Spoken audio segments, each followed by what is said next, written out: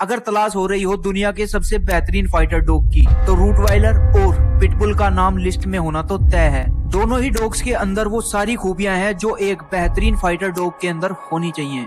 देखा जाए तो दोनों ही डॉग्स बेहिसाब ताकत और फुर्ती के मालिक हैं, पर पिटबुल में ऐसी कौन सी खास बात है जो इसको रूटव्हीलर से भी ज्यादा बेहतरीन फाइटर डॉग बनाती है। आइए जानने की कोशिश करते हैं वो दो खूबियां जिनकी वजह से पिटबुल रूटवाइलर को पछाड़कर हमारी टॉप 5 फाइटर डॉग की लिस्ट में शामिल हो पाया है। अगर बॉडी साइज और बाइट फोर्स के हिसाब से देखा जाए तो रूटवाइलर पिटबुल के मुकाबले एक काफी ताकतवर डॉग है। रूटवाइलर की लंबाई 24 से 27 इंच तक होती है और वेट 95 से 130 पाउंड तक होता है, जबकि पिटबुल की कुल लंबाई 18 से 21 इंच तक होती है और वेट 36 से 60 पाउंड तक ही होता है, जो रूटवाइलर के मुकाबले काफी कम है। तो रूटवाइलर के दमदार बाइट फोर्स का तो कोई मुकाबला नहीं है।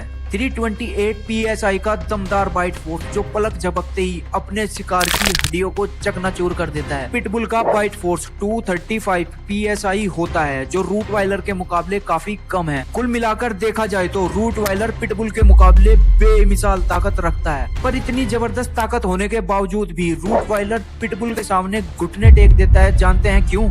इस रहस्य को जानने के लिए हमें दोनों डॉग्स के इतिहास पर नजर डालनी पड़ेगी और खुद से एक सवाल पूछना पड़ेगा कि आखिर ये दोनों डॉग्स आए कहां से। दरअसल रूटवाइलर जर्मनी के रूटवाइल शहर से संबंध रखते हैं। लगभग 2000 साल पहले रोमन एम्पायर द्वारा रूटवाइलर के पूर्वजों को मवेशियों और सैनिकों के भोजन की रक्षा के लिए प्रयोग में लाया जाता था। उसके बाद इस डॉग का प्रयोग कसाईयों द्वारा मांस की छोटी गाड़ियां खींचने और धन की रक्षा के लिए किया जाने लगा। कुल मिलाकर देखा जाए तो रूटवाइलर एक प्रोटेक्टर डॉग के रूप में उभरा। इससे पता चलता है कि यह एक प्रोटेक्टर डॉग है, न कि एक फाइटर डॉग। जिस चीज को भी रूटवाइलर प्रोटेक्ट करता है उसके लिए अपनी जान तक दे सकता है, उसमें चाहे फिर आपकी फैमिली हो या कोई कीमती सामान। रूटवाइलर के होते हुए तो उस चीज को कोई नुकसान नहीं पहुंचा सकता। बात की जाए पिटबुल की तो 19वीं सदी के आसपास इंग्लैंड में कुत्तों की लड़ाई का खेल बहुत ही लोकप्रिय माना जाता था। खेल की लोकप्रियता को देखते हुए उस समय के डॉग ब्रीडर्स को एक ऐसे डॉग की कमी महसूस हुई